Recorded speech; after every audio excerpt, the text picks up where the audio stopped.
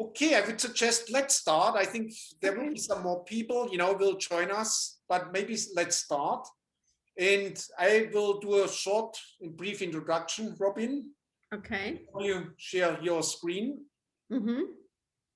So, welcome everybody, Robin Winogrond. So thank you, Brandy and Irene, our partners, for getting everything organized. And the second things, a few weeks ago, we noticed that there were two events scheduled for today at noon. So many thanks to Jeanette and everyone from Mala involved in turning a problem into a great opportunity. So rather than running two worlds in parallel, we all will enjoy the benefit of this synergetic merger. So each childhood has a grandma. Grandma can show us here where she, as kid, was flying kites. Although we can't believe it, since we do not see anything else but suburbs, highways, interchanges, leftover landscapes. It's somewhat speculative, but I think Robin will take us into these territories of uncertainty in her talk. Oranges, I have one. Oranges are fruits of the winter. Robin is from Chicago. 20 plus years ago, she crossed the Atlantic, went to Germany and Switzerland, Stuttgart and Zurich. She's working internationally on projects, juries, lecturing, teaching, and publishing. First of all, I thought she will present from California today, but now I know she's in Switzerland. Topos. Topos magazine is an international and interdisciplinary review for landscape architecture, urban design, and urban development. The most recent issue, Robin, I'm not really sure if you saw it, 114, I quote, "We define fringes as in-between spaces, transitional spaces, and sometimes non-places, contradictory, sometimes undefined, fragmented. Above all, we define them as spaces of possibility and experimentation. So the issue is about fringes." Design.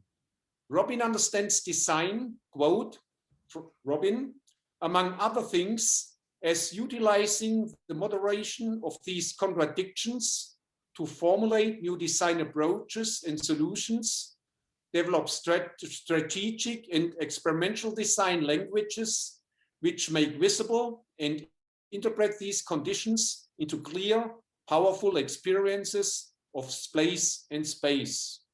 Robin, please share your screen. Can't wait. Good. It's an absolute pleasure to be meeting you today, but of course I wish I was there live, and it was very exciting to meet Dietmar a couple of years ago. And as he said, I'm from the continent where you all are, and now I'm sitting in the other continent over here. And it's been, it's a very interesting experience to change countries to live in and to practice in another continent. It's very exciting, very trying. This is Switzerland's an amazing country. You have great chances to build beautiful projects and decent budgets. And I've been able to do some amazing things here. So I would like to show a series of my projects, some from my office before Studio Vulcan, some from Studio Vulcan, which I co-founded and was the owner of, and I just recently left. So it's a kind of a mix of projects, and you can tell from the scale. I mean, some of the projects are quite large and they need really larger office to realize them. But what I've focused on in the last few years via the projects that I worked on is the agglomeration, the urban fringe, as Dietmar was just saying, and the incredible challenge of trying to make powerful experiences, powerful landscape experiences, powerful urban landscape experiences, and trying to find the sources in these very banal spaces that have the potential to become very moving and important experiences for us. So how can we read these spaces? What can we draw out of them? What can we interpret?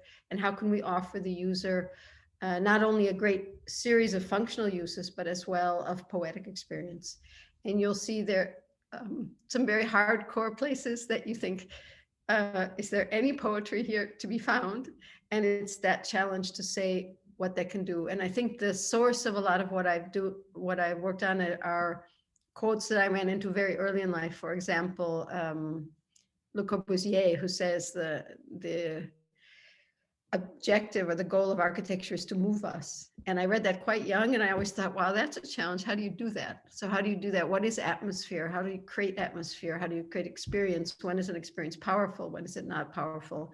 And for me personally, the challenge of trying not to just create sort of the usual places with the usual language, or it's maybe the trendy language, or it's more classical language and those things, but to really draw very, very specifically out of those places that I work in and try to find a language that is very powerful and specific to that place. So that being said, I'll move on. Just before I go into the images, I'll say a few words about my background because it has informed a lot of my approach.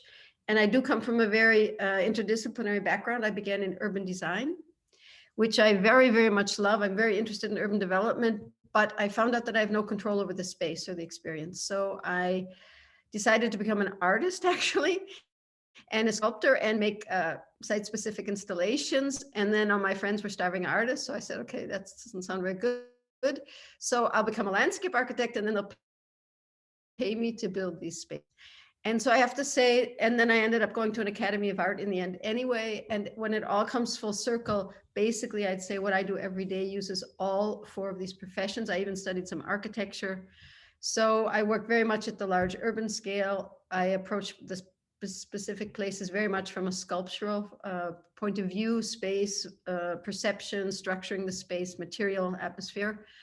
And I use the skills of landscape architecture, of course, and architecture as well. So I build a lot of products as well in the sense of structures. So you'll see all of that come into play this evening. And when my father asked me at age, I forget how old I was, 18 or something, why are you going off to study architecture in San Francisco if you're not an architect? And I said, well, I just feel like I have to understand all these things. And I have to say, I'm very, very pleased that I did that. And it's been a very important step that's given me a depth in all the things that make up our built environment. So that's, I think, been my big goal. So that being said, we'll begin now. So Switzerland, where are we? Let me say 2 or 3 things about where I practice. This is a graphic done by a graphic designer, and I think it very well displays how these sort of more naive pastoral landscapes that we knew in the past have become more and more standardized, more and more sterile, more and more lost their voice as a landscape that has the power to move us. That's very strongly the case here in Switzerland. It's a tiny country. There are a lot of mountains, and the space that's left in which you can build is highly overused by many, many people. And there are many lobbies that have a voice in how the landscape looks. There's the ecologists, the people doing recreational spaces, and the investors, and the traffic planners, and the forestry people, and everyone's in the same square meters, all trying to use that land. So all of them have a say in how the landscape looks. They have a voice, except one, and that's the landscape itself. The landscape doesn't have a voice. So I see it kind of as a way that we need to become an encourager of that landscape voice. This is a photo by a well-known German photographer, Thomas Struth, and he took this picture just outside of Zurich. He did a photo series, and it describes basically the banality of what we like to call landscape. I think I'll go walk in the landscape today. And these are the kind of spaces we walk in, and we say to ourselves, isn't that lovely? It's the landscape. But actually, they've been completely sterilized, and they've lost a lot of their spirit. And here's a photo of Switzerland, and you can see that because there's such a limited number there's a limited amount of space to build on, the people actually, a lot of it looks like the urban periphery because they just keep spreading out, and they don't have a tradition of high rises, so they don't like to live up in the sky, so they build up their land all the time.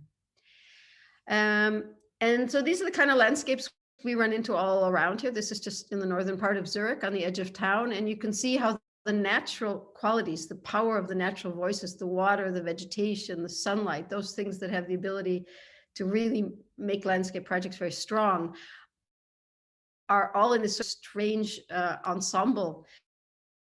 You see the water is in a constructed concrete stream, and this is an important recreational space. People go running here. They walk their dogs here every day because they're walking along the river, but that's the river. The vegetation sprouting up wherever it can find a bit of light, but highway and the train tracks and all these things. So these are the kind of atmospheres that we work with. This happens to be quite a cool one, in fact. But it's the question, what are the potentials of these sites to become very interesting? And here's another example, which is one of the projects we're just finishing, the airport park, and I'll show this to you, the project in a moment. But you see this artificially planted wetlands and forest just next to the parking garage of the airport with big advertising. And that's under natural preservation, although it's artificially made. So you have a completely confusing situation of natural, artificial, artificial, natural, what's what, and where are we, and what do words like landscape or nature or any of that mean today? And they don't have clear definitions anymore. They don't necessarily need to, but it's our job, I would say, as designers, to draw out the potency or the strength of these things. I was very interested in there's a small group of architects actually who've worked with atmosphere for a long time. And maybe you know some of them. Johanni Palasma is probably the biggest name. Stephen Hall is a group, and they've put out a series of small books on our atmosphere. And this was one of the turning points. And I opened up this new book. I was all excited to read it. And the editor of the book put in this photo and made a plea to us designers to put more atmosphere in our projects. And I almost fell off my chair laughing, because of course you can take, this is quite a famous photographer, for those of you who don't know, Eugène Haché, my French is awful, a photo from the 20s of Paris, and it is a sepia colored, so it's not real colors, it's sepia colored, and it's a foggy day, and these are historic buildings of great beauty and stone paving. Our sites don't look like that. I don't work on sites that look like that. I work on sites that look like that. So, thanks for the tip, but that guy obviously doesn't know what we're working with every day. And the question is, how do you work on this? So another great moment was when we won this fantastic project, which I'll show later, the expo, the next Swiss expo, which unfortunately won't happen. But in the course of that, I started paging through this book, which had kind of just come out. And I came across this beautiful expression, geographical re-enchantment. And it put this all together for me. And I like the word re-enchantment, which this author uses. He's a social geographer from England. And the idea that geography or that territory could be re-enchanted, could re-find a soul, I found that very powerful. And I began to use this term for myself to guide my projects. And that's a lot about the imagination. How do spaces spark up our imagination? I call them catalysts of imagination. The places I make. And this is a painting by the German painter Gerhard Richter. And you can just see this sense of how someone just sits on the stairs at the edge of a river and all that's happening around them, and this great power of this very, very simple space. And when is space enchanting and when is space banal? When does it offer something and when does it not? So I developed, in the course of this expo, actually, I developed my own theory of landscape. And I decided that there's two layers of landscape that we know. We've probably learned if you have landscape history courses, which Annette also gives, the physical layer. People have talked about that as being nature as the underlying carpet. It has a rawness, it's wild, it's geomorphology, stone, water, woods, all these great things. And on top of that is the cultural layer, which is the urban, political, social, cultural layer, and how we manipulate or instrumentalize the landscape for our social needs, political needs, all these things. And then I decided there must be a third layer on top of that, and that's the imaginative layer. And that has to do with our emotional layer, our memory, our experience, our longing, also intellectual. And it's all the ways that we in a personal way begin to interpret the landscape and experience it. And I decided that it would make just as much sense to go into the same depth with the imaginative landscape as we do professionally in our profession into the cultural and the physical landscape. So that being said, I'll show a series of projects and how I worked with these spaces. This is the Museum of Natural History in St. Gallen, the eastern part of Switzerland.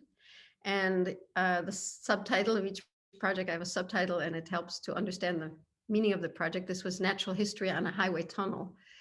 This is a project from my office before Studio Vulkan. and I'll go into it.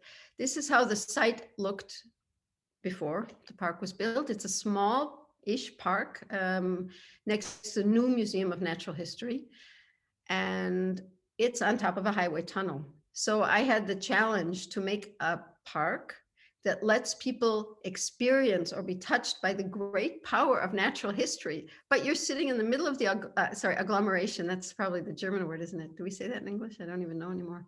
The fringe, we're on the city edge. There's sports fields to the right, infrastructure, loud highway, service buildings, all this stuff all around you. And I should find a way to talk about natural history and have people be moved by natural history. So we're on a cow pasture on a highway tunnel. Here you see it from above. To the right is the new Museum of Natural History, and to the left, this beautiful cathedral. To the north, the sports fields, single family housing, multifamily housing, all kind of junk. And that's the site. So how do you let people immerse themselves into such a landscape? And I used a couple of you could say tools or instruments of landscape to do that. I wish I was standing in front of the screen, I could point with my finger.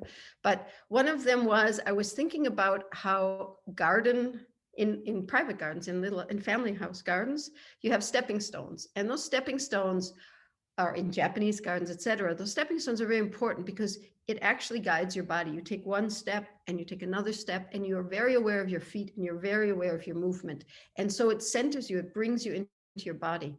So I decided I would make these jumbo stepping stones, and you would have to sort of very gingerly walk through this space, and you'd be very involved in the space and the space under your feet. And that would bring you into this experience, which would mean that the paving itself would have to become really a landscape experience. And the second thing I did, which you don't yet see in these photos, because this is taken just after construction, but as it builds, you'll see that on the northern edge and the southern edge here, I built forests from the beginning. I planted a forest, and it's now just beginning to unfold. So I actually I decided in this particular case, which is definitely the opposite of the airport park, which I'll show after, to block out the surroundings so that the people would really literally immerse themselves in the space. This is the plan of the park. You see here, you can better see the vegetation on the two edges, and then the clear space with the view between the church and the museum. And on these stepping stones, they became a sort of a path as an exhibition. And there's giant texts and quotes with 30 centimeters. How big is that? 12 inches, 15-inch high letters. And there are different kinds of quotes from Darwin and different kinds of scientists from the Bible, all talking about the relation between human and nature. And this, actually, the subtitle for me was this, it's a kind of a word play in German, artificial naturalness and natural artificiality. What is nature anyway, especially on a highway tunnel? And these are taken by 35, 40 degree weather. What is that, like 110 degree weather in the summer? It was a very hot day, but you just begin to see a bit the space. So I'm going to go through fairly quickly, but I'll tell you a series of the design means that I use to try to make this a very, very strong experience and a very strong narrative, which the museum could use to talk to their viewers about nature and mankind, and that are not a kind of teacherly way. There's not a little path you take and there's signs and it's telling you things that you should learn.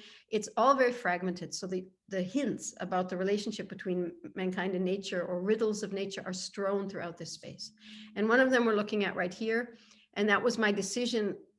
It came originally from saving money, to put the entire park under a bed of this beautiful green-gray natural sandstone, which is typical for the region. It's one of the most important materials in the region, and it's used for all the old historic buildings, the chapels and the libraries. It's this beautiful material, the museums. And this, what you see here, is a relic of architecture from the stone quarry. So I went to the stone quarry. I was actually looking for materials, and there was all this rubble, and I said, gee, what does this cost? And he said, no, you can have it for free. I said, great, okay, I'll spread it all over the park, because that will allow people to walk anywhere they want in this park. They don't have to follow paths. They don't have to walk on my stepping stones. They can walk everywhere, which means you're doing what the philosopher Merleau-Ponty says, calls participative perception. you're activating your own sense of wonder and your own sense of moving. So the whole park is made of this green stone. And then there's fragments of architecture showing what mankind made culturally out of the same material. And what I mentioned before, that the stepping stones become a kind of a narrative about nature. Here you see the concrete, which is the stepping stones, but the natural, most common natural stone of the region is called nagelfluh, which is also the same in English, same name, and it's a conglomerate. And actually concrete and nagelfluh are identical. If you hit concrete with a hammer, it will look just like the natural stone. So I decided to make a kind of a storytelling out of these big pavers. And I did all kinds of ways to manipulate them, sometimes showing how mankind uses concrete and sometimes showing how the natural version is. So what you see here, for example, are wood slats on the vertical surfaces, or drain mats, which I pressed into the surface, which showing how people use concrete. And on the other side, hitting it with, we had a professional guy working with us, like a really, very cool guy. And so using the concrete to express an entire series of things. Another thing that these great stepping stones did, they're between 2 and 7 meters. What is that? They're like 6 to 25 feet long. So they're sometimes huge. You can make little parties from the museum on these things, and you're reading the quotes and you're standing on these big quotes from the Darwin and the Bible and stuff. So it's quite nice. And then I worked closely with experts there to put fossils, because there are a lot of fossils in the museum. And I decided to throw these fossils around the park, and they would tell the story of the history. And I'll try not to go into too much more depth, but just to say, I always had trouble. I grew up in Chicago, where there's a fabulous museum of natural history, and the dates you can never remember. It's like this 3 billion trillion years ago, and the other one is 30 zillion trillion years, and you're like, oh God, I don't get it. So I said, okay, I'm going to choose 3 eras, and I'm only going to tell the story of the 3 most important geological eras. So I did a lot of research and chose these very particular fossils, which you'll then next see embedded into the concrete. So dinosaur legs and dinosaur tail. And St. Gallen, which is mountainous, you say, oh, the Swiss mountains, it used to be a tropical place. So there's a whole part of the park that has just these tropical palm leaves and dolphins and sharks and stuff like this. And then there's these dinosaurs embedded in the concrete. And then there's a whole series of words that spark your imagination. And they're quite funny words in German: supercontinent, these are all from their literature of the museum, Arctic alpine, metamorphosis, all kinds of words. So they spark your imagination, and you begin to think, what is that? What is that phenomena in the natural history? This was taken about actually last spring. It's the first time now that the vegetation is starting to fill in this planted woods. You can see it sort of covering up and making its own little wilderness. And the concrete, which is actually made all by me and sort of thrown around, and you have these little views of the church. These are the 3 eras, I won't go into detail, that I chose to display in the park. And one of them, I'll just tell, is when I went to work with the stone, I told the geologist from the museum, so I'm going to use all these beautiful colored stones you have and put them in the park. And he said, no, our stones are gray and beige. They're only gray and beige. And I said, well, that's really odd, because when you look at a river, you have blue and red and yellow and white and black, all these great colors. Where did they come from? And he said, yeah, they rolled down from the neighboring counties or states. They rolled down into this place. And I thought, oh, that's a really funny image. So I went to a big river, and with a huge crane and with some specialists, pulled out these like 8-ton stones there. I don't know, they're about 1.5 meters. What is it? Like 4 or 5 feet high. And they're all different ones, all these different colored stones, and let them roll into the park. So there's ways of communicating with the people using the park, explicitly or implicitly, of this storytelling of the history, natural history. Here you see a place in the woods, which is starting to fill in. That was actually 1.5 years ago. The vegetation is extremely dynamic. It changes the view, how the park looks changes all the time. And these are hydrangeas, and the ecologists, some of those very, very radical, let's say fundamental ecologists, they wanted this park to look like I don't know what the word is in English, naturnah. What do we say for that? Kind of imitation? I don't have one, Robin. We don't really have a way to say it. There's a kind of a style that looks ecological, and they wanted it to look like that, like, you know, you make the ponds kind of wiggly and then you make some whatever and then everything looks ecological. These are almost 75% native plants, but I especially took the hydrangea because it's not native. It comes from over the Alps, and now because it's of climate warming, we have to take all these species from the southern part of the Alps. But 5 years ago when I planned this, or even 3 years ago, the ecologists were literally freaking out and attacking us in the press because there were hydrangea in this park. And I said, look, I'm not going to pretend. They wanted it to pretend, make a pretend world of nature. And I said, we're on a highway tunnel. We have to talk about that. We have to talk about these artificial places. So I was mixing in the natives with the non-natives. And yeah, this was a great source of discussion. Here it is in autumn, one of the paths. A pond where kids can, even people who are interested, can take water and go look under the microscope what's living there. And in the area of the park that's about the tropical history, these are metasequoia trees, which are swamp cypresses. And I took these tree trunks. Sorry, I was talking German all day. I have to switch to English now. Tree trunks next to the concrete, kind of making a strange, again, a strangeness to say, here's the modern facade of the museum. Here's a swamp cypress in the middle of like a mountainous part of Switzerland, and then making this sort of archaic imagery with these tree trunks. So I'm really interested in this imagery. So that was the last, I'll just go back once more. Whoops, only goes forward, sorry. Oh, now how do I go back? This is the question. No, hope I can go back. Okay, sorry. So that's the last image of the park. Yeah. Next project. This was a fabulous international competition that we were able to win in the office several years ago. And it's the Circle Park. This is at the Zurich Airport Park, actually. And it's subtitle, I call it National Preservation Meets Shopping Mall.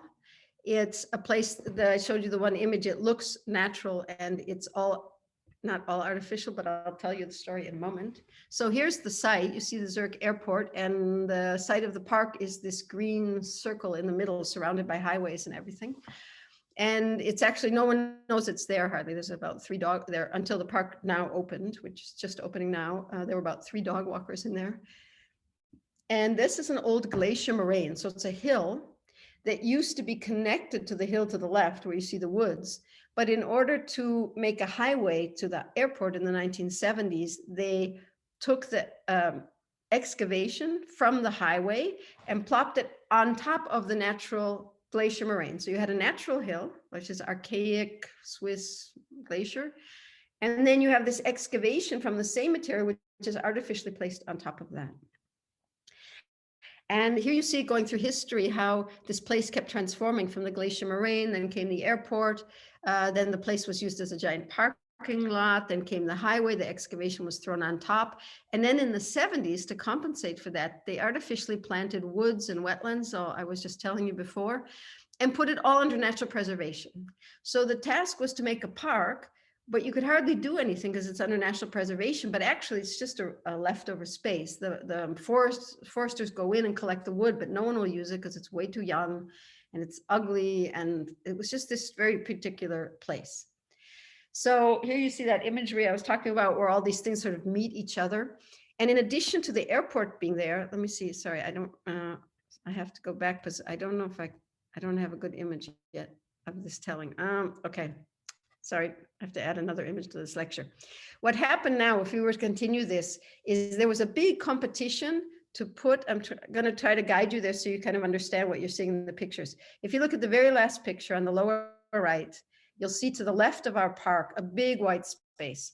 And that is now an 8-story and about a quarter of a mile long building by a Japanese architect, Unken Yamamoto. It's a new building and it's a conference center, 2 jumbo hotels, hospital, thousands of offices, restaurants, shops, everything that in Corona isn't happening. So this park actually has to serve all the people of the airport and all the people of this circle, which you will see in a moment. So it's incredibly it's an incredible densification of this location just north of Zurich. And it's this strange fragment. So how do you make a park for, they say when it's finished, like 20,000 users when this gets up and running? But we couldn't touch the natural preservation areas. We couldn't put a single meter more of paths that was already there. So we had to try and find a language that actually merges these two worlds. And really, it's a very curious site. On the left, you see a Swiss famous painter, a landscape painting from that painter. And to the right of it, you see a picture of this site. So I titled this, it's almost a landscape painting. And if you look at the next picture, it's also a famous Swiss landscape painting. And to the right is the site. So I became very interested in kind of what is the poetry of this almost perfectly pastoral site, but behind it you have like advertising and highways and cranes and all this junk. And how do you make these two worlds happen? So on one side, it's almost as beautiful as a landscape painting. And on the other side, it looks like this. So how can you make this terrifically ugly site into a really important place? The other factor that was very, very important that I was mentioning is the ecological value. Because it's completely isolated as an island, it has a very high ecological value.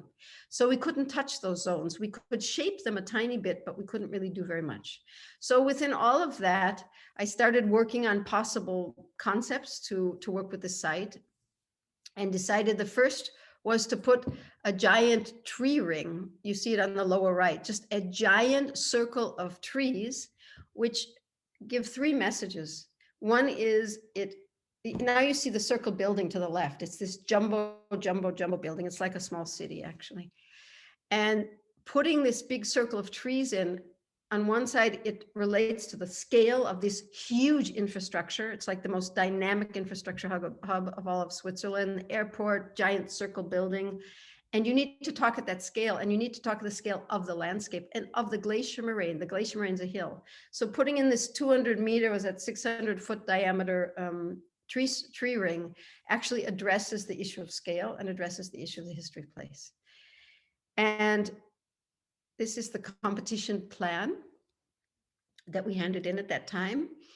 And I will come back to it a couple of times, but I'm just going to name a few places, and then I'll talk about the second design element, which I brought into the telling of the place, and then I'll go into the design a bit. So you see the tree ring there, and what you see is this sort of clearing in the middle. And in order to do that, we opened up woodlands and came up with new categories of forestry called open woods. And we had to work with experts for like 1.5 years. There's a sky platform in the middle at the highest point. I'll talk about that in 1 second. There's a pavilion in the woods just to the left of the sky platform. There's a woodland loop you see going through the woods called the woodland loop. And then there's a sky loop, and you see that looping up to the sky platform. So the whole idea was to have very small interventions that didn't use a single meter more of paths than were already there, and to allow the space for all the ecological zones, but to still come up with a very powerful storytelling. So what I did for the narrative is I said, okay, this vertical layering is quite interesting. There's this underground archaic Swiss glacier moraine. And if you go up another layer, there's a Swiss woods, but it's an artificial woods because it was artificially planted, and it looks like it too. But it's a wood, so it's kind of an artificial nature. There's the raw nature, then there's the artificial nature. Then what you're looking at in the third image from the bottom is this very strange topographical sculpture where all this excavation was plopped on top of the glacier moraine. So you end up having this fantastic kind of earthwork sculpture at this huge scale that just engineers made, actually. And the fourth layer at the very top is, and if one wanted, one could say these are my landscape layers, is this imaginative layer, but they all have imagination in them, is the layer of the sky. And what's interesting about the sky is it connects all of us users all over the planet. It's the same sky we look at. So it's an airport with these people. And it's also this very, very sensitive moment where you go from Glacier Moraine up and up and up, and then you're in this grand place at the sky. So, and that's what airports are about. So I decided I had to find a way to make the sky a physical experience. So one thing is, this is a funicular that we had to build for handicapped, and of course everyone will use it. And you zoom up in like 60 seconds up to the top, and to cut through this glacier moraine, so it becomes an experience. You'll see afterwards they made us not be so rustic about it. Then to move up through the Swiss forest, which we then work with experts to work with the forestry itself, to make the forest exciting, because I'll show you a few pictures afterwards. It doesn't look like this yet. It's very young and weedy and whatever. And I'll come back to this in a moment. This is the pavilion that activates the forest. It's in a forest grove. And I made this pavilion with several measures to activate this level of the woods. For example, the floor of the pavilion walks up the topography, walks up the hill, and to the left, you'd be looking at the sky platform. So it's actually interacting with both the woods and with the sky platform and with the topography. And also because the roof of this pavilion is split to have different levels, it makes windows up to the sky and up to the sky platform. So it's activating all of these things. The sun pours through these slits and you're in this space, and the space is big enough for like 60, 70 people. And what's interesting about this space is it's in the woods. And if you go all alone, you can just sit there and listen to the rain, or you can have a yoga class, or you can even make a wonderful aperitif for the nice chic, whatever conference center. You can have a band playing up there. You can have a lecturer up there. You can have a poetry reading. You can have a lot of things, and you can make them all in this space where you feel like you're disappearing into the woods. So not only are there the 4 layers of the landscape, but they're actual structures that activate each of these layers in a very particular voice. And then we get to the sky platform. This was a visualization from the competition of utilizing this very high moment, the highest moment, to do 2 things. One is to make a reflecting water plane that reflects the sky and therefore brings the sky into our consciousness. And the other was to use fog that activates the physical space above this plane. And in the competition, I couldn't decide which one I wanted to do. So I just said, come on, let's put them both in the picture. And now it's been built, and I'll show you a few pictures. So these are the first images we just took in autumn. It's just being finished right now. I'm going tomorrow to choose the last trees. And you see this fantastic, strange constructed topography, and you see we're looking up towards the sky platform through the woods and the topography. This is the tree ring. Those are about, what's 12 meters times 10 meters, 30 feet high red beech trees. They're not the red beech trees, but they're beech, not genetically manipulated ones. So they become bronze in autumn and red in the spring and green in the summer. So it's a changing circle.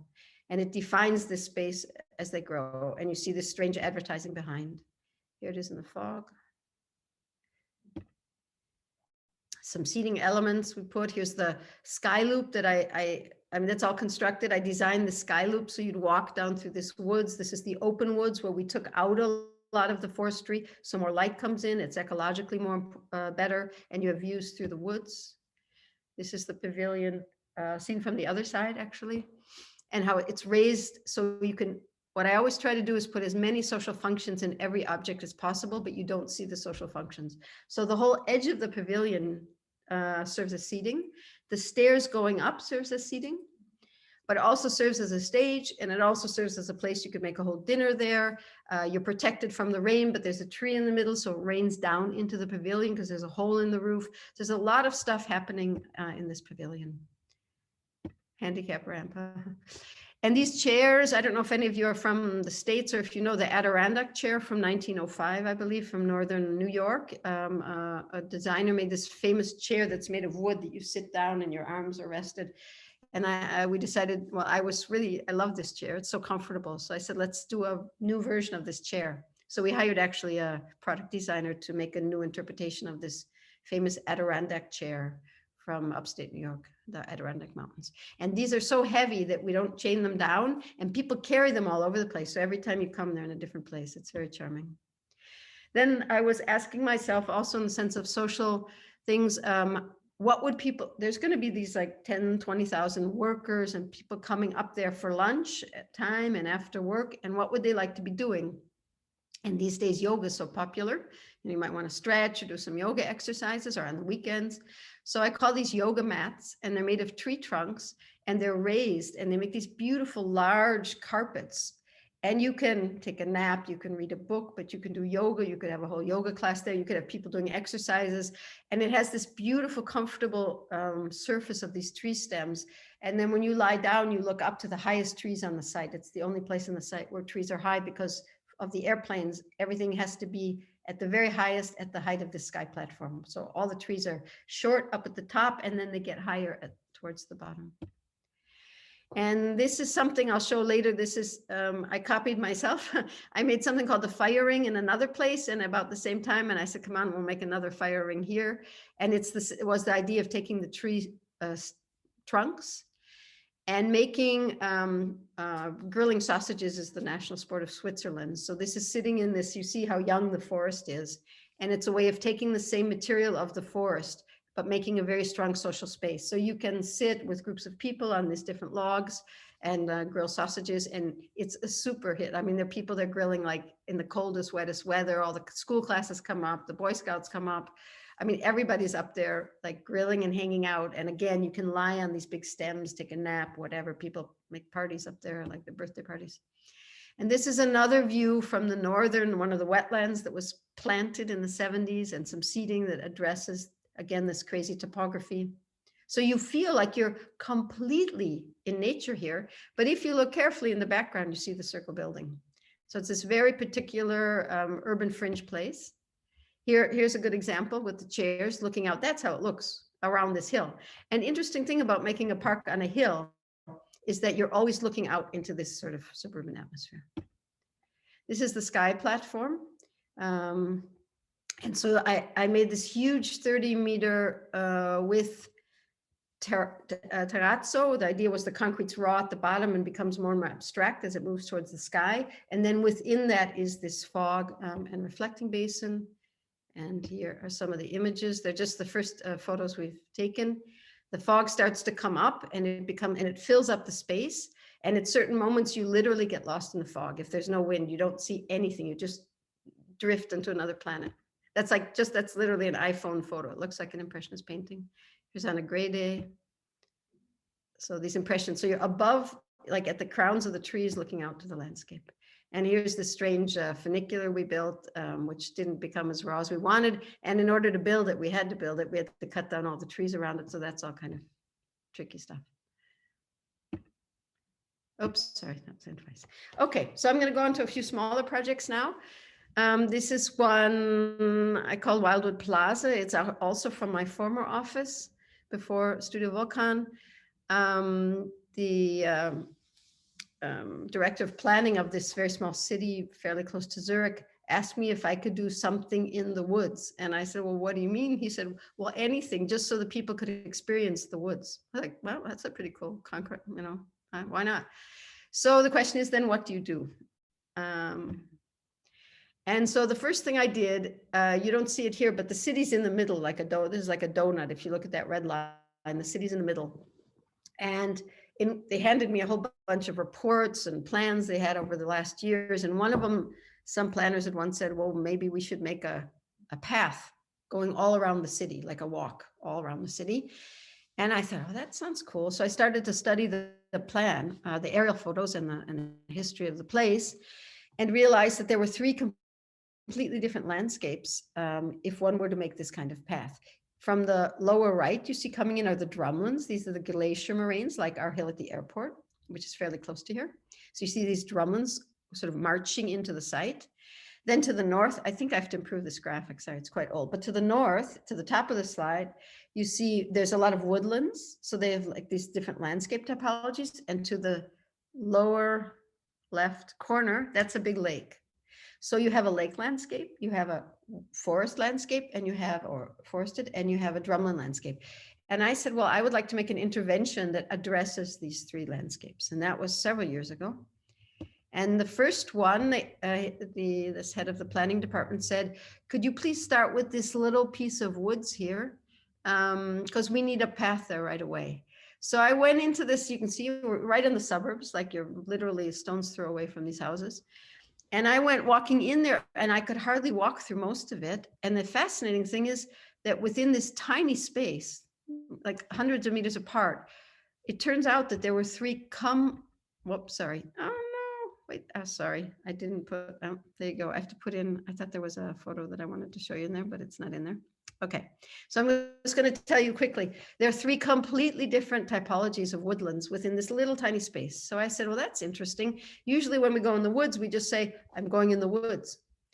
And we don't think about what do we mean by that. And it's amazing how woods are such a responsive thing. They respond to storms and to soil and rocks and all these things.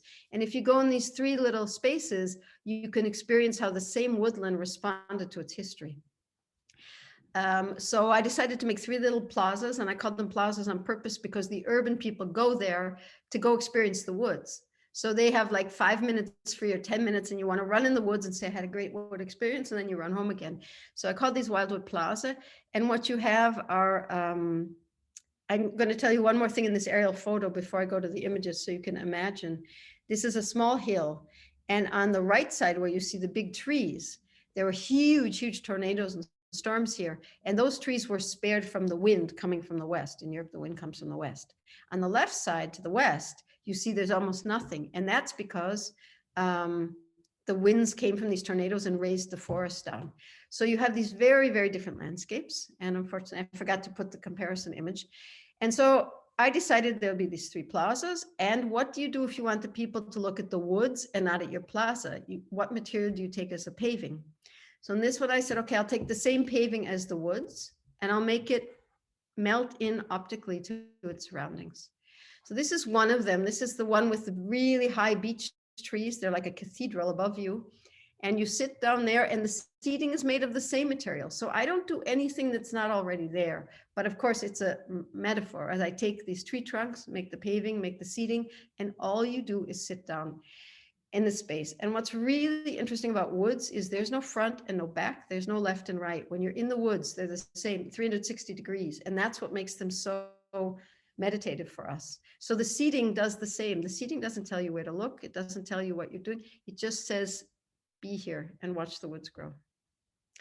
This is the second plaza. This is all pioneer vegetation. There are beeches and a few maples and so on, but all very young, as you can see. And sometimes a cherry tree or something blew into the woods. So I left them there. And it's just a very, very different kind of space, a very low space. It's the same one in winter. And this is the third space, and it's the strangest of the 3. It has a lot of trees with very shallow roots. And when these storms came, they all got tossed around like giant brooms, like, 10, 20 feet high brooms. So they're all tossed around this sort of apocalyptic looking scene, and it's on a hill. And so this one basically is the biggest one, and it dances around all this strange vegetation that you see how the trees are fighting to survive. They're like wiggling it to the left, to the right. They're sprouting. Some are falling down, shooting up. Their branches just trying to survive in this strange apocalyptic landscape. So in the same, the city won a prize for that, and they came back to me like 2 years ago and said, could you get us another prize? I said, I don't know, maybe. Well, could you make another one of those like interventions? And so I went back to my original sketch, and I said, well, I'd like to do one of the other 2. Now we did the forest. Now I'd like to do the lake or the drumlins. So I actually did a design for both, and we decided for the lakeside place. And the decision was to take the same material as, that was the concept that I had originally proposed, was the same material would be used, but in different ways on all the sites. So the original idea was to do something in the lake, another ring in the lake, but we had a lot of problems because it wasn't clear if it was protected naturally and all these things. This is the lake you're looking at. Behind us are the woods in the city. We're looking out at the Alps, actually. Oh, that's silly. It's turned around, sorry.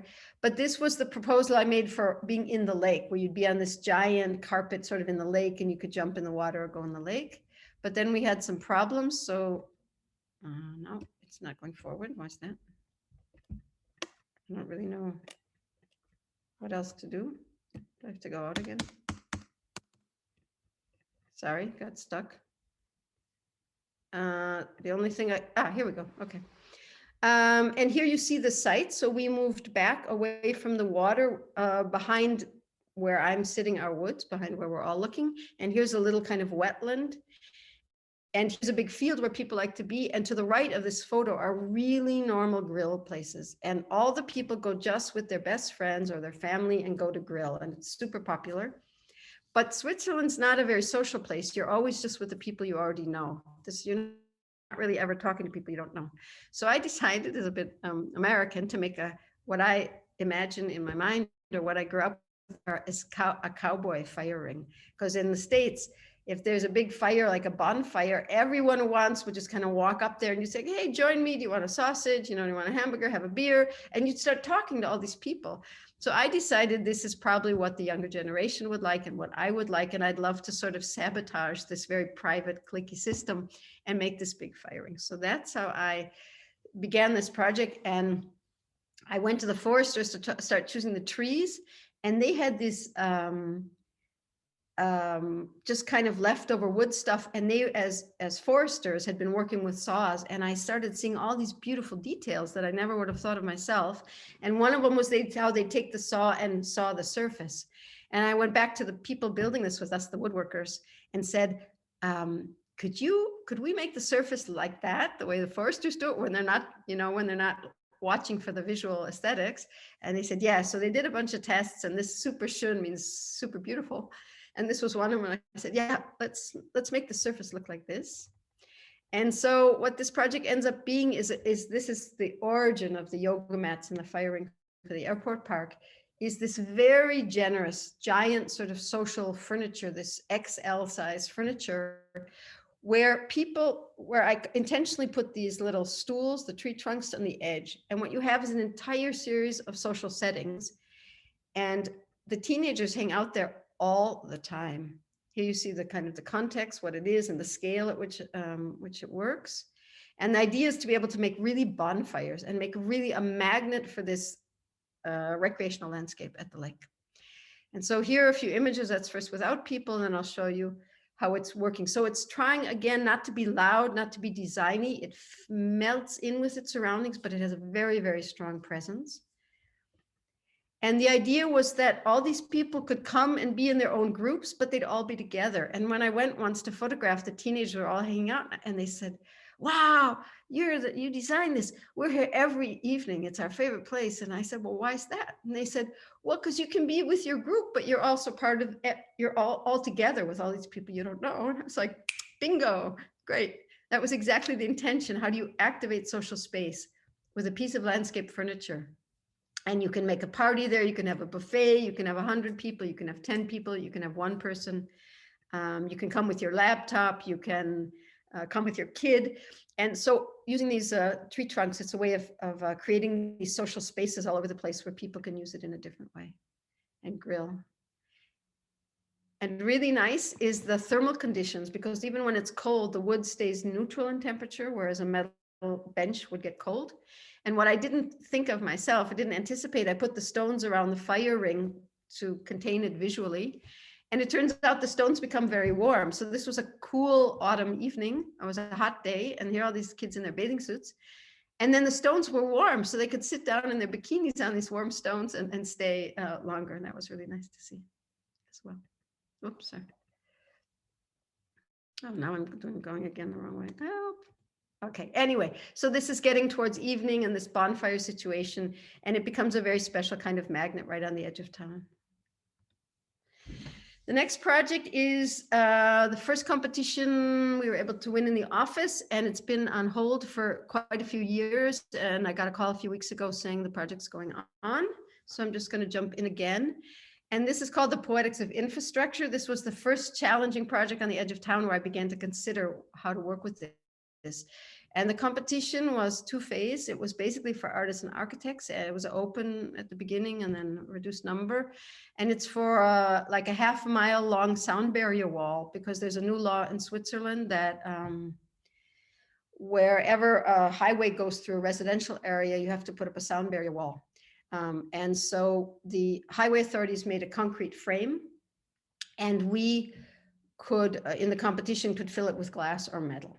And I had actually done my master's thesis using glass and water, and working very much with the visual elements of glass and how it works with light. Well, glass, water, and light were my water and light were my interests, and glass is a way of capturing the imagery of light. So I thought, okay, why don't we try that? And here's the site. It's the funniest site I've ever worked on. It's 50 centimeters wide and half a mile long. So it's this sort of linear, I mean, like it's a line in the landscape. And this is how it looks. So talking about banal landscapes and how to find a poetry in these spaces is really tricky. Like, what would you do here to make this place a strong experience? And so this was the idea, to take glass with different grades of etching, and it would, there's a beautiful word in German, verfremden, it would abstract the surroundings to various degrees. And the imagery of the surroundings would land on the glass. And these are the tests we did in the second phase of the competition. And when the light is low, when the sun is low, the glass becomes a screen of gathering this, change of seasons, the natural elements. You see the autumn leaves. It captures the natural light, sunset, whatever. It captures the artificial light, the traffic, the cars moving by, captures the office lights. That's the sun. At the upper right corner, you see the sunrise in the morning. And the lower right corner, you see a hill and the landscape. So here's this glass wall, which is 4.5 meters high, whatever that is, 15 feet, I don't know, 20 feet high. And it's becoming a screen of the happenings of the day. And while working on that, I had to think of this John Cage quote, which I love. He says, there's no such thing as an empty space or an empty time. There's always something to see, something to hear. In fact, try as we may to make a silence, we cannot. And this silence almost anywhere in the world today is traffic. If you listen to Beethoven, it's always the same. But if you listen to traffic, it's always different. And I thought that is perfect, because the whole point of this glass wall is the changing, the shifting movements of traffic over the day. And how could we John Cage makes it into poetry in his quote. So here are a lot of studies, with lots and lots of studies. There's actually a little film, which I could actually probably put in these days. And you see all the different kind of imagery that comes up. And here's just a few of them in larger scale. So I'm just about to do, this is an office building. They're very funny things. There's a bike rider, cars. And that's that project. And I'm just going to start, we have defined the glass a couple of years ago, and now I'll start to do the partitur, as we say, the choreography of which etching grade comes where and what the city wants in terms of view corridors and so on. This is the Swiss Expo that we won, which is a rather remarkable thing. Every 25 years, there's a Swiss Expo. It was an open competition in 2 phases with 80 international entries, and we won it with a writer and some architects here from Zurich. Absolutely remarkable thing. And unfortunately, the right-wing political party killed it. They said, we don't need cultural things. So I'll just explain this very quickly. It's like 10 slides or something. And then there's one more project, which I'll try to keep it a limit. This is the entire eastern part of Switzerland. That was the territory for the expo. The other 79 teams chose a place to make the expo. And we were like, because they were all architect teams actually, basically. And we said, let's just take the whole bloody territory. So we divided that territory into 3 landscape bands. And we said, there's the lake landscape, the lowlands, there's the urban landscape. That's what I was telling you, where all the buildup, the agglomeration, all this fringe stuff, all the little cities, they're all in this white band you see there, the urban, and at the top, the mountain landscape. And you see it in the section below. And we said, so that's the first narrative that's going to make this landscape come alive, because when you name it, it becomes a place that people can remember. And we're going to give each of these landscapes bands a question. At the lake, it's where are we going? Because it's looking over to Austria, it's looking over to Germany, it's the visions that you have when you're in a water space that's far away. You look at the Alps and you have this longing for travel and for foreign countries, for all those things. In the urban landscape, the question will be, who are we? Get rid of this band here. Who are we? It's about how do we function as a society today, and all those related questions. In the mountains, where do we come from? Looking to the past, the archaic.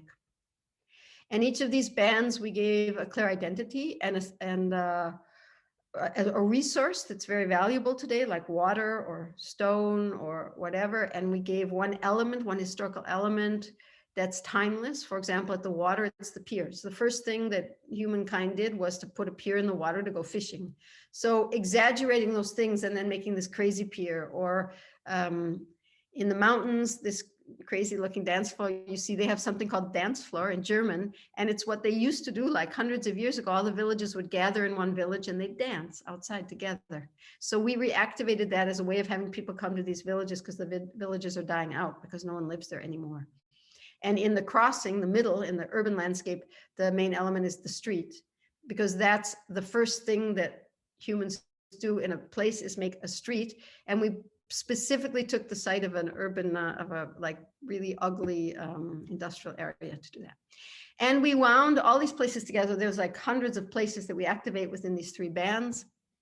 And it happened that we could use at that time that this would be opening 300 train cars that were being not used anymore, and they would become part of a rolling expo that we could activate with film and video and so on. And so funny things happen, like everyone gets, on the right you see a treasure map, everyone would get their own treasure map, they'd put in their interests, and then they'd get a treasure map that's just specific to them personally, and it's filled with fictive things, art projects, literature, historical storytelling. It's filled with all kinds of strange things. And you go on these trains to these places that are on your treasure map, and you meet people with their own, and you begin to exchange. And then on these trains, strange things happen, like someone announces all of a sudden, you're now moving, like invisible things, you're now moving from the Catholic to the Protestant part of Switzerland. So things that you can't know about the landscape show up.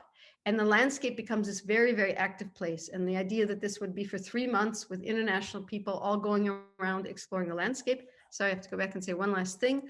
And the idea would also be to use all existing structures. So you'd start to become familiar with all these places like ships and boats and granaries and all these things.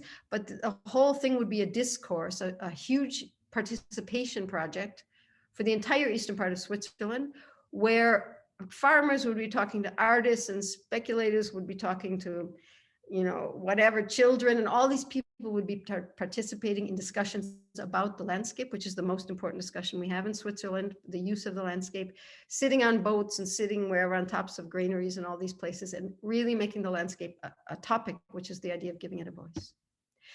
I'm now at the last project, and you have to say, Dietmar, I could leave it out. Maybe it's a good point to stop. I would recommend or suggest, go ahead, Robin, please, one more. We will enjoy it. Great. Okay. So this is the second large project that we were able to win, a 2-phase international competition with 27 offices. And it's in Heidelberg, Germany. And it's very, very close to my personal heart because it's a former Nazi barrack. It was built in the 1930s. We're looking at a picture here.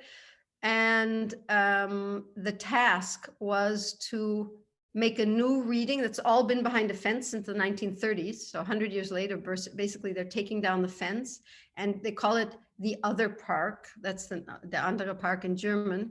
And the task was to do all these strange open spaces between the military buildings, the big parade grounds. We're not that familiar with these things in the United States, but the Nazis built, parade grounds to show power, and riding grounds so the horses could march back and forth, and for the Nazi elite, a park and special buildings.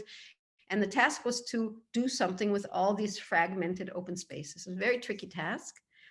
And here are a few images of the site, so you can imagine what it looks like. It's just under construction now. It will go for another year under construction. This was the Nazi Commissar building. That's where they could dine. That was their dining hall. Like the elite could go there, and there's big old trees. And that's the Green Park. This is the main entrance. I'll show you an installation, almost an intervention I'm doing there. The main entrance to it's called Campbell Barracks, because after the Nazis, the American military came and stayed until fairly recently, and finally it was the NATO headquarters of Europe. So the site has this military history about power and about control. And what do you do with a site that has 80 or 90 years of military history? So we're looking at these beautiful Nazi buildings. I think I say, one wouldn't say that in German. It doesn't sound very polite. But here are sculptures they built. I mean, very artistic. It was a very important barracks. at that time, and built of this red stone, which is a local stone. And this is the state we found it in at the competition. This is the parade grounds. It's about 150 meters in diameter. It's huge and empty. And what do you do with that?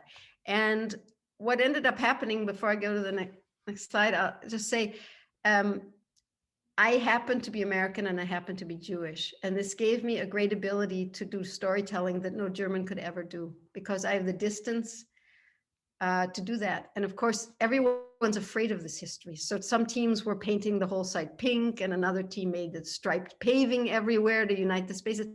No one really knew what to do with this space.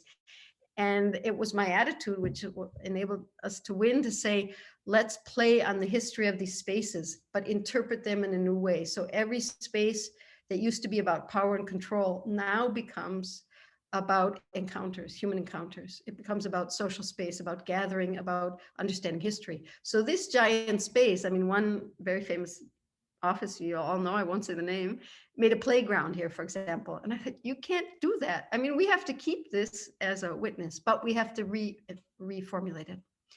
Here's the park. The way we found it, it was absolutely gorgeous. They, of course, then the first thing they did was get all the plant people to say that tree's not healthy, we're taking it down, and that's not healthy, and they took most of it away. So it lost its romantic views, but this is basically the site. And again, the park, looking back, the buildings. So here's the first page of the competition entry. And what I said is that we'll call it the Park of Encounters, and there'll be three kinds of encounters.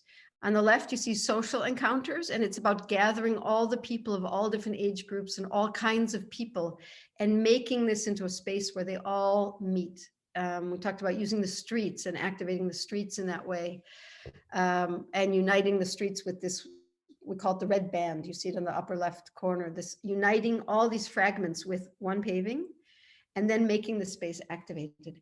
And then there's this historical encounters, which was the part that I was so interested in, where I took like 10 or 12 elements of the site and said, look, the basic grid of the streets, it used to be the grid of the farmland, and we'll take this innocent grid of the farm fields that were there, and then became, under the Nazis, became this mechanism of control and order, military control and order. And now we give it back to the people in the form of streetscapes that are meant for pedestrians and their spaces to gather. There's the innocent oak tree, the one below it. The Nazis took it as a symbol of power. It became a Nazi symbol. It's in all their different logos and so on. And that's going to be the main species on the site because I'm giving it back to the German people. And there's the eagle, which the Nazis also took as their symbol. It's the famous Reichsadler. And you see the eagle, and then you see the stone eagle. Those are actually on the site, these giant stone eagles. And I'm going to give this back to the German people. And around this, in this plaza, this entry plaza, I'm going to gather all their surveillance cameras and put birds' nests in them. So there'll be these birds flying around singing, and they'll be making fun of these birds, but we're not going to take them away. It was a big question. We have to take them away. They're terrible. They represent this awful history. And I said, no, we shouldn't take them away, but we have to play with this. So I won't go through the whole list, but you can see how the giant fence, if you take out the metal grid, becomes a seating wall, and they're all over the site, and the control cabins become information houses, et cetera, et cetera. And the third is the contextual encounters, which are these corner points that become entry points with certain kind of furniture and information and so on. So here is, in fact, the only remaining oak tree from before the Nazis. And it's still on site, and it's a witness to this whole history, the history of horror, the history of the occupation of the Americans. Now they've pulled out the NATO, and now the people there. Here you see the stone eagle. This is the plaza where the surveillance cameras will come and they'll tell stories, these cameras. Control houses. This has become a playground now. It's just going into construction now. The surveillance cameras and lamps that will be collected in the plaza. The old furniture, which will be connected in another space we call the lounge. It's just next to the student housing. So we kept all of this furniture and are recycling it on the site. There's lots of this kind of stuff around. And all these cool lamps, they're like 20 kinds of lamps or something. They're all being collected in the student lounge. And here you see a site plan of the whole site, and you see the red band that connects all of these sites, and the park, which I really said, no, we're not going to touch it. We're not going to change it. It's going to stay like that. And then this parade grounds you see, and instead of keeping the square, you see the big orange circle bottom. We said, let's change the shape and make it asymmetrical and plant trees. So we keep this orange circle is already 100 meters, 300 feet in diameter. It's so huge. And we have to keep that emptiness as a witness. But actually I renamed all the places. So instead of being the parade grounds, it's called the Forum. And the Forum is the opposite. It means everyone gathers. There's like in the Greek way, people gather and there's lectures and there's freedom of speech. And it's the opposite of military control. And then these trees, which we had to fight a lot with the historic preservation people to put in trees, they create shade so people can picnic there and spend time there, but we keep this historical strength. So I'll just now quickly kind of go through because it's a very complex project. This is the Forum or the old parade grounds in the future, with the circle, with the water element, with the trees and the shade. This is what I call the cultural market. It's old historic buildings. I won't even go into detail. This will all take too long. This was the idea to keep this park just the way it was. And I proposed to just make these little circular interventions called living rooms. And people would come and appropriate these spaces. So the space would stay the way it was, but there'd be all these places that would be appropriated for researchers who work there, or students who work there, or there'll be a lot of offices and so on, and neighbors. This is a little cartoon we created. The cartoon is a way of telling about the social uses. During the competition, we did these in the second phase. And here you see the entrance plaza with the surveillance cameras with the birds' nests. And that's developed now to a sound installation where I'm about to go do interviews with all the voices that have used this place. So there'll be like speakers sort of whispering, you know, Boy Scouts and Girl Scouts singing in German and in English, and the many Black soldiers who were there who had amazing jazz clubs, jazz that came up, and the old chanson and all the things from World War II and current. And so they'll all be kind of whispering at you when you walk past these posts. Okay, I'm going to finish up now. There's the eagle again. That's a model of the plaza, how it's going to be. And another measure, which is very beautiful, was to take all these strange stones, I mean, this American kind of cheesy paving, and grind it all up together with the natural stone and reformulate it in a concrete band. Here are the tests. This is the red band you saw on the plans. And from this, we chose the one in the middle where the stones come out the best. And that's just been constructed right now. So you'll have this, you're walking on the historical material of the site. This is this living room. These are all recycled pavings of the site, which become these kind of carpets, strange carpets with this paving in it. Also just been built. And this is the, on the left upper of this corner, you see the checkpoint where all the trucks and cars had to come through. You saw before all these control houses. So I thought, okay, that's very funny with these radius where the trucks and cars would drive around and they were controlled. And, you know, kids like to ride around on little like tricycles and stuff. So why don't we take the same language and spin it out into a giant playground? So just to the right of this checkpoint, you see this gray figure. You have to, it's not a great plan. It's a technical plan, sorry. But you see these called play worlds in German, Spielwelten. And each one has a different theme, and they become this incredible variety of places to play. These are some of the models working on. That's all going to be out of turquoise rubber. So it's the only place that varies from the history of the place, because that's where the teenagers are going to hang out near the school. And to finish the lecture, this was just a layer to put in a whole new layer that's completely detached from the history. And these are kind of benches you see from the 1960s in Rio de Janeiro. I saw this in San Francisco, and I always liked them and wanted to use them because you combine them in different ways. So these are rubber seating in very bright colors. We call it confetti. And they'll be sprinkled around this red band. So it creates a new layer of happiness and of, again, a social encounter. And with that, I'm finished. Thank you.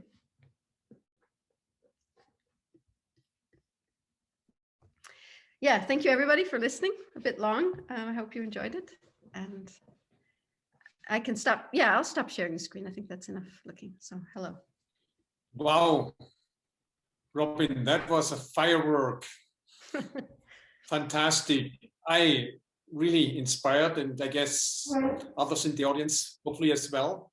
So two things. I think you arrived very well, but still here and there. And really, it's really amazing, you know, when we listen, how you can jump from square feet to square meters, from kilometers to miles, you know, all these calculations. So here and there. So at the same time and almost simultaneously.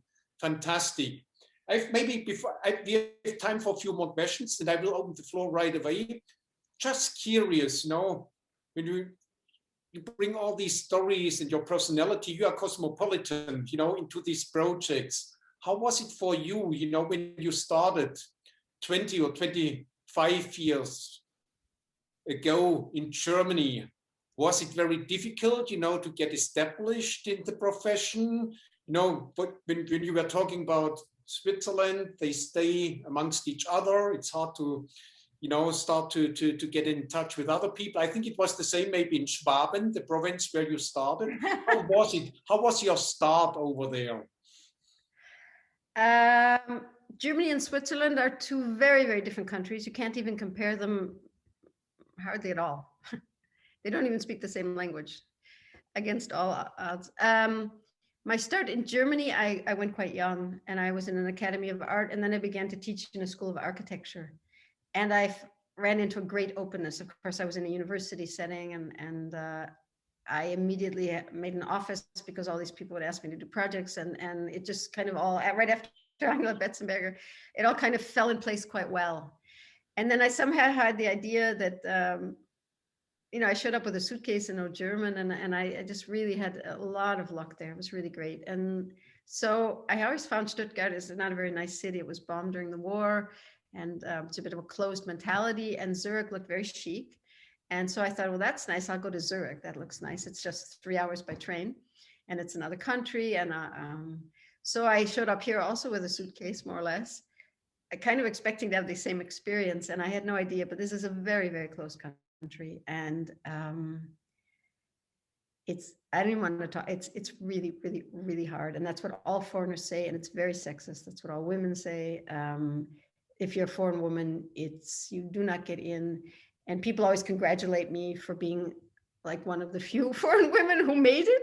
And I was always shocked to hear it, because I feel like I didn't, because I don't feel part of it. And the answer is you'll never be part of it. And they're not looking for you to be part of it. But they do give you the jobs if you do a good job. And of course, they don't help you to understand the culture or how to do a good job. So first 10 years, you're terrorized because you're not supposed to make mistakes in this culture. And all you do for the first 10 years is make mistakes. So somehow they take you, but then you're making mistakes, and then you're not okay because you made a mistake. So it's really, really complicated to enter this culture. It's not fun at all. I mean, I found it really, really quite miserable, but at the same time, you know that you're in a special place that is willing to do experiments, that is willing to have a lot of competitions, that pays well. And it's a very exciting and dynamic place. There's just now beginning a University of Landscape, and that will change the scene quite dramatically, because until now it was just technical school. So there's not a very intellectual scene of landscape architecture. There haven't been really discussions or a forum for lectures or anything. And that was very, very disappointing for me, because I need that. But anyway, I survived all these years, and I've been able to do completely beautiful projects, and I hung in there against all odds, I don't know, or whatever, maybe because I have a hard head. And I have to say, I'm super thankful for what I've been able to do here. Obviously, they are willing to spend some money, you know, for all these fantastic concepts. And that's what they have, mountains and money. Maybe that's not too bad. All right, exactly. So, and good food, and what else? Yeah. So if there are questions, you know, from the floor, feel free to ask, you know, unmute yourself or turn on the camera or type it in the chat, please, and I can read it. Whatever you feel comfortable with. Sorry, now my English, my TH. Are there questions or comments? There are already, you know, lots. Wonderful work. Thank you. Fabulous presentation. Beautiful presentation. Very interesting. Loved your presentation and projects. Thank you. Wonderful. Great presentation. So I told you, we will enjoy it, your presentation and your personality. Great. Are there any questions? Annette has her hand raised. Yeah, hi. Annette? And for courtesy, I picked my video on, but I look really bad, but you know, we are friends. We don't see you. No, so thank you so much. I truly enjoyed it, and Flora came home from school and she loved it as well. So we watched it together. No, it's a very great work also for children. Yeah, I want to tie into what you said about, you know, American spirit and Swiss spirit. I'm Austrian, and it was easier to go to Switzerland because wherever you go as Austrians, they don't take you really seriously. So that helps. But I wanted to ask you about this, what you said, you brought a little bit of American spirit to Switzerland, and I totally get this and I love it. And so my question is also, but you know, with these two worlds that you were living in and educated, what did you think that Switzerland or Swiss landscape culture influenced your work? So if you would say, is there something that you think really enriched your work from this whole Swiss sphere and Swiss realm? I would be interested to know. I know it's a big question, but it's a big question. It's a very intelligent question, typical for you, I have to say. I hit the nail on the head. I've never reflected about that, first, I have to say. I do think that there's an enormous discipline. This is a culture of enormous discipline. And that discipline goes into the design work. So you use a very clear language. I mean, I've always been interested in that. I've been interested in product design and architecture and whatever. And I've always been interested in this clear language, but I learned how to build that clear language when I got to this country. The first project I did, I remember standing in, it was a housing development and standing with 5 people for 30 minutes to discuss if the moment, that little band, right when you walk in the house, was it going to be metal or was it going to be concrete? And I never imagined to go in that level of detail, and I don't need to go in that level of detail, but I did learn to think very, very carefully about how one builds and why one builds what. And I think looking for that coherency, I think that's been a really important aspect. And aside from that, I learned more than anything, I learned to be well organized, on time, things like that. But yes, I think that's probably been the most powerful. Yeah. And also what I did learn, I have to say now, now you ask, I won't continue too long, but this whole thing about the geographic re-enchantment and the edge of the city, I think I got into it because it's such a heightened issue here. It's what you have. I mean, you have mountains and then you have all this urban fringe, and most of the projects that we get are on the urban fringe. So you're constantly confronted in a very direct way with this crash of nature and agro. And I think that really brought out an attitude about it, which I didn't necessarily have to have in other countries because it wasn't such a pointed question. And here, I mean, if you have to do a museum of natural history and a highway tunnel, you really have to think like pretty precisely. And that's a very Swiss landscape. So actually, as I began the lecture, where are we in Switzerland? I think it probably grew out of the physical conditions of the country. Thank you so much. And I have to add for the audience that Robin can speak Swiss German, which is a mystery to me. I never succeeded to do this. It's another language than German, that's for sure. Thank you. Thanks.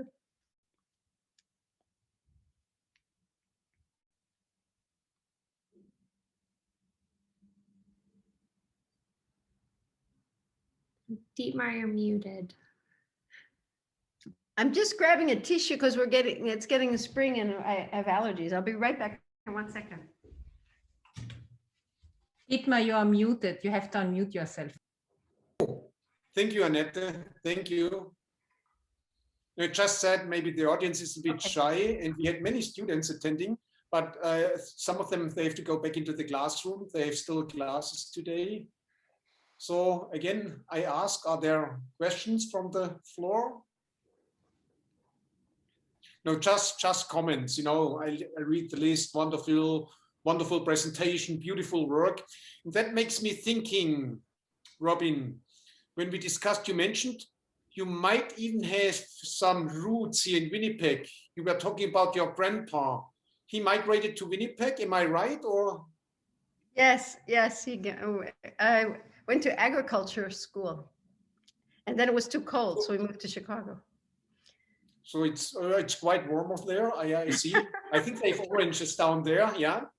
But you know, that makes me rethinking our loose arrangement, saying that someone, you know, when this whole thing is a bit done, you should come to Winnipeg. And I told it to Annette Freitag as well. It would be great to have a symposium.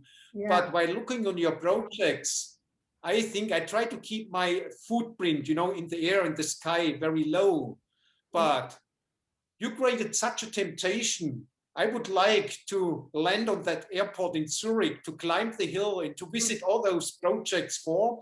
I hope that you will be available for us in the future, maybe, if we can travel again, you know, with the students to come to your place. And you have to be, you and Annette, you will be our tour guides in Switzerland. That would be fantastic. Yeah, we'll look for a chance to do that. Maybe one more question, you know, also as a cosmopolitan person, some maybe transatlantic comparative observations. I'm not really sure. I think you are very familiar with the scene, you know, landscape architecture scene, maybe in Europe, Switzerland, Germany a little bit. Are you still familiar with the scene here in the profession? And do you have any comparative observations, or is this a little bit too much? Where are you? Well, I've been there, over there, and where are we here? Yeah, I am not. I've been teaching at Harvard the last couple of years, and I got more insights there. I mean, I get insights from journals and so on. I do think the biggest difference is, well, maybe that's not quite fair, but is public money, because Europe collects taxes and uses public money for public space. So there is a great interest in public space of high quality, and that's what many people in the world have learned from Europe. And that's absolutely a remarkable phenomena. Then there's things like what we call social housing in North America would be for the poor. And here there's cooperative housing, which is a great thing in both Austria and not too many countries, but Germany and Switzerland. It's housing that's affordable for anyone, from a doctor to a teacher or a postman.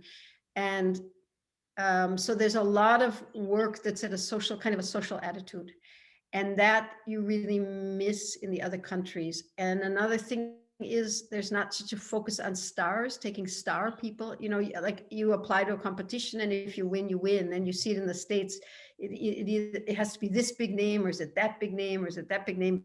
And I think those are unfortunate developments, because it's usually private money, and those people want to show off to a degree.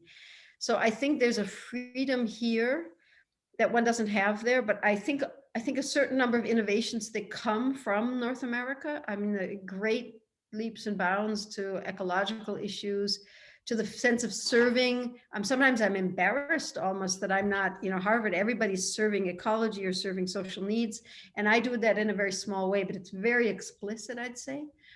So I think that's a very, very positive thing that comes out of the United States or in Canada. I don't know the Canadian scene at all, but what I do find a bit of a problem is, again, this investor language, which you see in Australia or sometimes China or North America, which has almost a kitschiness, like, because, and that's why I work really hard also with the students on this, working so site specifically, because if you're helpless design wise, you start saying, do I want to make a spiral, or do I want to make a English looking park, or do I want to make a park with, does my path have funny angles so it looks modern, or are they curvy because it looks historical? You don't really know what to do. So you kind of grasp for languages. And no, I want to look cool and modern and minimalist. I'll look like the Vietnam War Memorial, or I'll look like Richard Serra, or, you know, because you're looking for things and you don't know where to find them.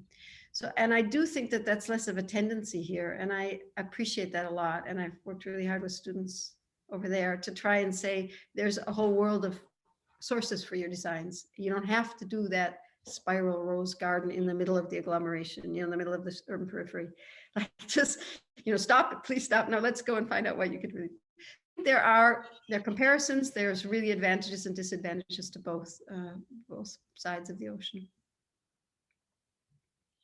But then after, maybe you prepared a really tough task for all of us and all others, colleagues in the audience, you know, as teachers, because I imagine when we go back in studio and I have to be there in a few minutes again, they want to be like Robin Winogrond right now. So, so I'm pretty sure, you know, that because the talk and the project are so inspiring, really wonderful work, Robin. So thank you so much for being with us today. And we have to stay in touch. We have to continue this. Would be a pleasure. Absolutely. I look forward to visiting or seeing you on this Thank side. you so much for your time. Thank you to all of you.